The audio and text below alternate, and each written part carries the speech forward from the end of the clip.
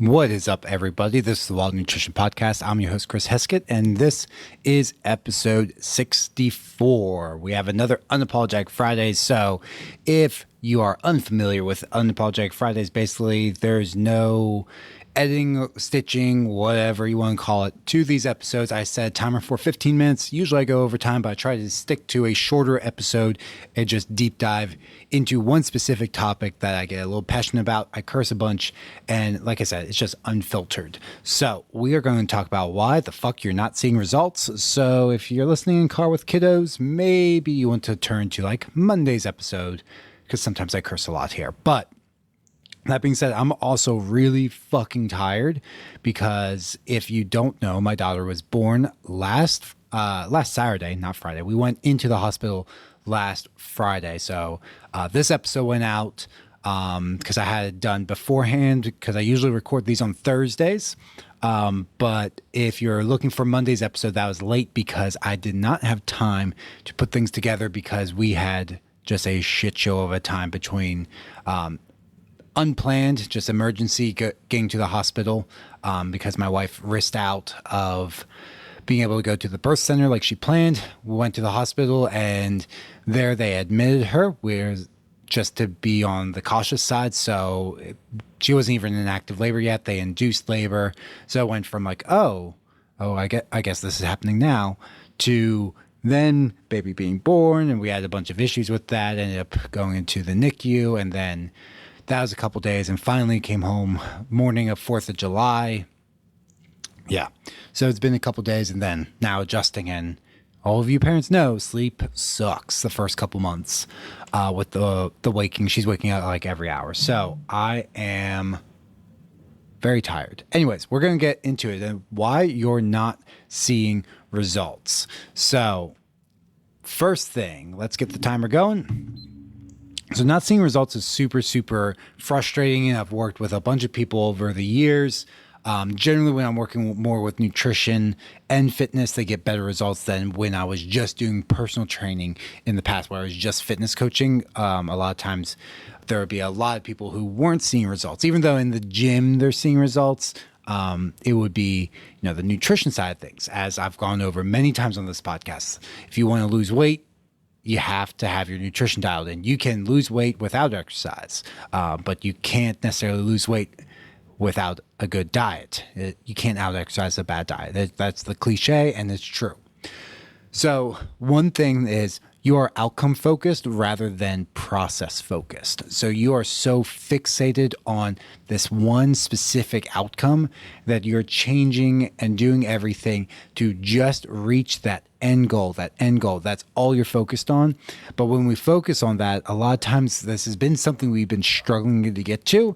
And that's where self-sabotage comes into play. You're going to slowly sabotage yourself. So I worked with a client years ago where she didn't know this, and we never brought it up to her, and I'm going to keep her anonymous, but she would lie to us about her diet, and she would work her butt off in the gym, but she would lie to us, and we all knew this because she would say she's eating 1,000 calories, and with everything being said, she should have been dieting at like 1850. So it's like at 1,000 calories, she should be losing weight. And she's like getting the steps in. She's like, I do this. How can I lose weight faster? How can I tone up my arms? What more can I do? More.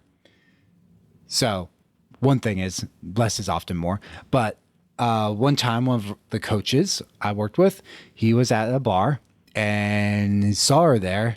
And she had a massive burger, fries, couple martinis. And it's like, okay, you do you, have fun, do your thing.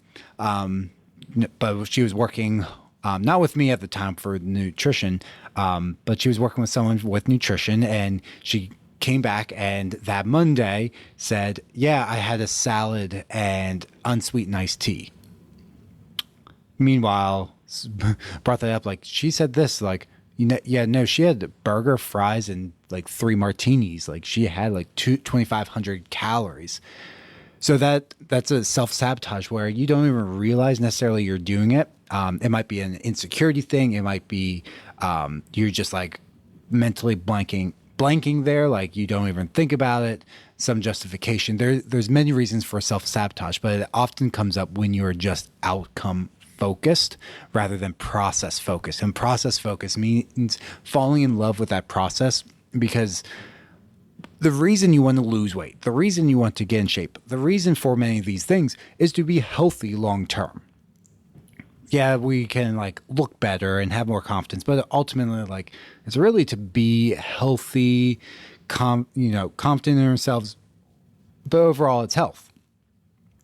So that doesn't end. It's not like you finish the diet and you can magically go back to doing whatever. Like, no, it continues forever and ever and ever. So it's not going to stop. So you have to fall in love with the process. If you're just working out to lose weight, guess what?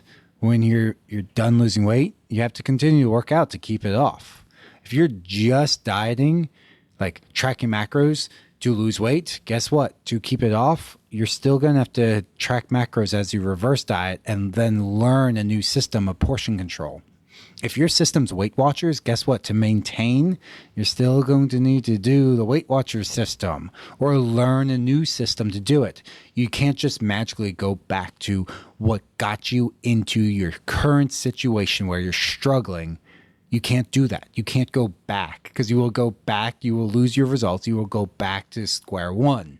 And often worse, because a lot of times people will, if they're doing it on their own, they'll lose muscle mass, they'll slow down their metabolisms, they'll make things harder on themselves. So that's where each diet becomes harder and harder. You lose 10, you gain 12. Then you lose 9, you gain 12. Then you lose 8, you gain 14. And you can see where the math ain't mathing there. Slowly you're creeping up. So you have to be process focused. You have to learn to love the process, and that's learning to figure things out that you like to do. A lot of times I'll fall into the trap too of like, what are the best workouts for the fastest results? And fortunately, like, I really like weight training, but if you don't like weight training, your results might be a little bit slower, but you still need to do some, but you don't have to do it like 5 days a week. You can do it like twice a week. And then fill in those other days with things you like. A lot of people like promote really intense HIIT workouts. And if you don't like that, like, do stuff you like to do. You'll be able to do that long term rather than like miserable and burned out. And the day you don't have any motivation to work out, you're like, oh, I really don't want to do that. Like, do stuff you like to do. So that is part of being process focused. Figure out a nutrition system you can do long term. This is why keto doesn't work. You can't do it long term. You need to figure out something that you can do now in a dieting phase and then long term as well. If it's not going to correlate, then you don't do it. There are few exceptions. Keto is not one of them, but in general, you need to be that process focus. The other thing people run into is you feel like you need to be perfect rather than just good enough. Like, you can just be good enough, and that will get you results. Like, just doing anything better will give you results. You don't have to have everything dialed in. Will you get faster results? Yes. But you will still get good results doing just enough. And that can be working out twice a week instead of 6 days a week. It can be doing portion control instead of macros. It can be making sure you get enough sleep and you're not waking up at 3:30 a.m. because I have to get my workout in. Like, the sleep is arguably better. And if your goal is weight loss, sleep and nutrition will be more important than a workout at 3:30 a.m. It can be making sure you get protein at each meal. It doesn't have to be difficult. It can be as simple as that, and just doing those things. And then when you're ready, you take things to the next level. But everyone wants to be, oh, I'm starting this thing. Everything is perfect. See, let me post about it on social media. And then 90 days later, we don't see shit from you on social media because you fell off track and now you don't want to post things because social media is a highlight reel and people don't show the hard shit. Which is why I like to sometimes share my hard shit. Yeah, I get it. That it's difficult to do that stuff. Nobody wants to do that, but everyone wants a highlight reel. And then we're like, oh, this person's life is so put together. And then behind the scenes, you're like, no, they're not. But yeah, you just need to be good enough. And that goes into the last one. Kind of what I said earlier, more. less is more. Do like a few things really, really well. And when they become habits, which is automations, people use habits like, oh, when I'm in a habit, it's good. No. A habit you don't have to think about. So you were never in a habit if you're like, oh yeah, when I have a habit of tracking, I'm really, really good with my diet, but then I just fall off because I get bored. No, that's not a habit. I know people who have a habit of tracking. They track religiously at each meal. That's not me.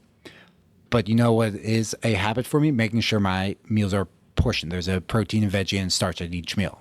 Like that's what I consider a meal. Anything less than that, I don't consider a meal. So that's when things become a habit. And you can only really do like one or two really, really well at one time. So less is more.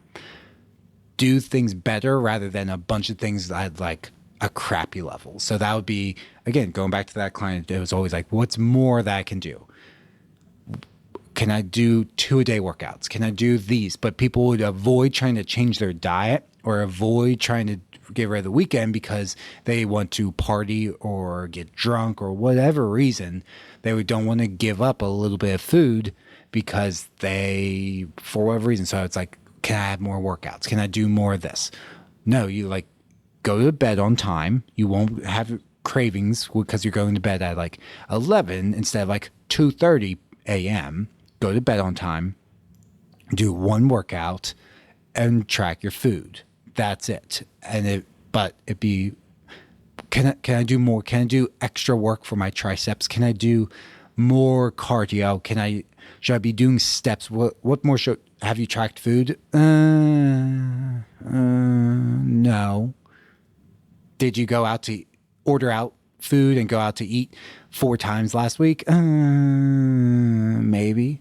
That's a problem. It's like, no, your results are those things. Don't try to avoid them. Do those things, you will get results. You're avoiding those results by not tracking. So actually today we are on target. Nice.